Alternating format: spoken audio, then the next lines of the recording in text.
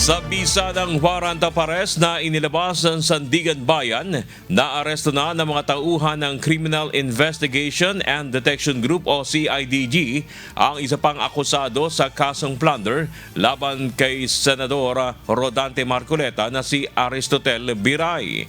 Nauna nang napasa ilalim sa kustodiya ng Philippine National Police si Senator Marcoleta matapos itong magtungo sa Sandigan Bayan para maghain ng motion upang ipagpaliban ang pag-aresto sa kanya. Ngunit hindi ito pinagbigyan ng Sandigan Bayan dahil nauna nang naipalabas ang warrant of arrest laban sa senador matapos makitaan ng probable cause ng anti-graft court.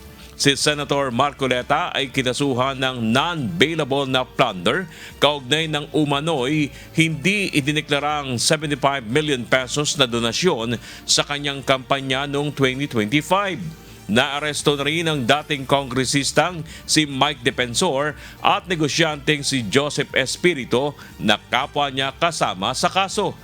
Giit ni Senator Marcoleta, haharapin niya ang mga paratang at rerespetuhin ang proseso ng batas habang patuloy namang kinokontesta ng kanyang mga abogado ang kaso.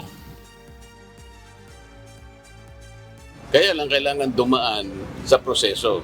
At nauna na nag-determine na nga yung probable cause, kaya nag-issue na po sila ng warrant of arrest. Kung pagpunta ko rito, inaasahan ko na lahat ang mga prosesong gagawin ng korte.